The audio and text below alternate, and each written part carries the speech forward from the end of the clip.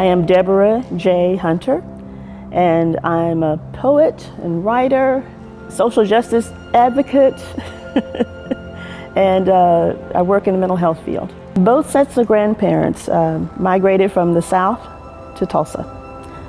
They came from Texas, Louisiana, Mississippi, Arkansas. My maternal grandfather was a freedman, a Cherokee freedman. So my grandfather was, family were slaves of the Cherokee. And so they were listed as freedmen on the Cherokee roll. They probably all came around the same time, the migration from the South into Oklahoma and into the Tulsa area. They all came here to Tulsa, and my parents were born here. I was born in Moton Hospital, and I grew up where Lacey Park is now. That was Berry Park when I was little, and I grew up in that area.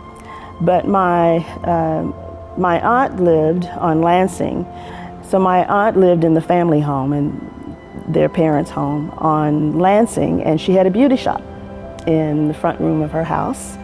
And she was in the same block as Mann Brothers Groceries and Gibbs Market.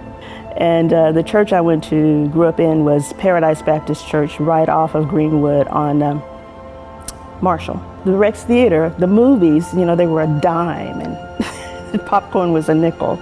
And so I remember that, because you got double features and you didn't have to leave after the movie was over. And I remember that, and I remember the bread shop, mostly on Lansing, where we could smell the bread baking at my aunt's house. And I went to Dunbar Elementary School, there on the corner of Pine and Madison. That's where I started school. My cousins and I, my siblings, my cousins, we would just be at Aunt Vera's house. And we were up and down the street, all the kids in the neighborhood. Across the street at the bread place, we get they used to have penny loaves. So you get a little loaf of bread for a penny. And I think it was like probably their leftover dough that they'd make these little loaves out of. And it was like a huge thing to go and get a penny loaf. And I can kind of remember pool hall. My uncles played pool.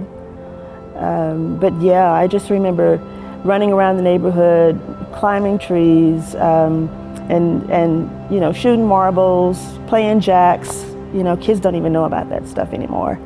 Hand jive games, that was what I remember, sitting on Aunt Vera's porch.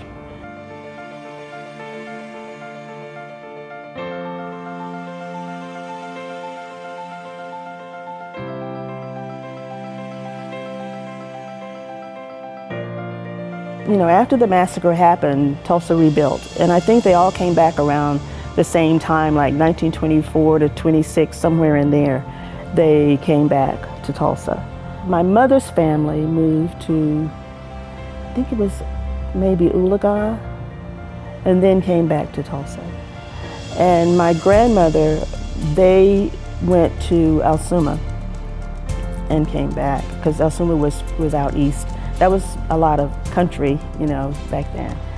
It's amazing to me that within 2 years, Greenwood District was rebuilt better than it was before, because people were looking at ways to build, using bricks and trying to get away from the wood because of what had happened.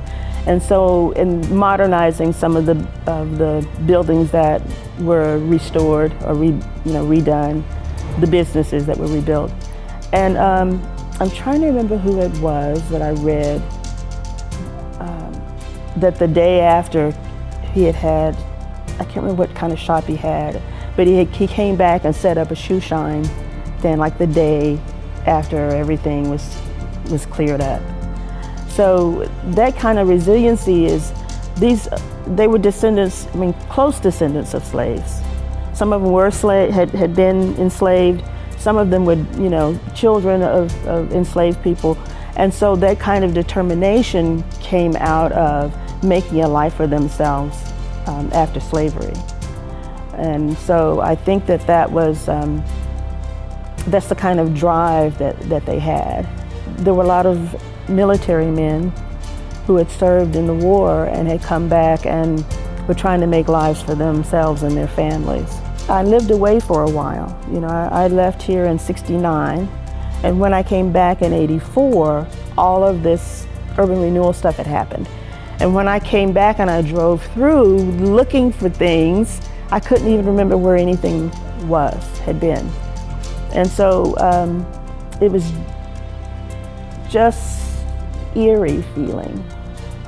I remember at the library as a case manager there, and someone saying, I'd heard several times, people, African Americans who had come here from somewhere else and were upset and angry that, you know, black folks had just let that land look like that and never came back and did anything. And I'm like, where did you get that from?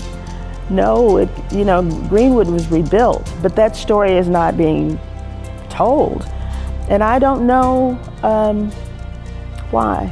If you don't talk about the massacre, then you don't talk about what happened afterwards. It's just, we were here, we were gone, and now we're here, and now we're gone again. And if you don't make a point to talk about those things, I think it just doesn't happen. I remember when I came back, I had my children, and I told them, you know, what happened to in that area, but I don't know if other people did that. I think it's a form of disenfranchisement, okay? But it also takes away from the feeling of pride and entrepreneurship of the community to not know that, you know, because everybody talks about how Greenwood was before the massacre and everybody was rich, which is not true, and you know, and all of that, and so they hear that stuff, and then they see what is there now, and there's anger, but there's also that feeling that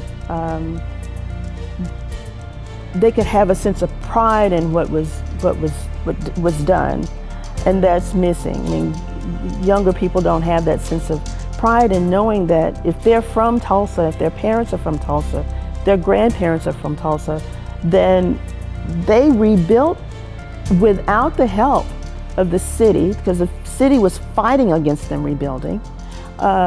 They rebuilt the city, the community with pennies and dollars, and donated, and friends and family sent money from other places, and they just took donations and rebuilt an entire community. It just makes sense to take care of that, of everybody in the city in equal terms, because it's best for everyone concerned.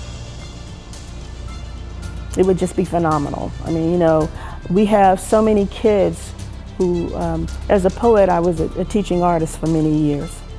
And so we have so many kids who are so talented, but that talent is wasted because they are not given the same opportunities as Southside kids. Fact.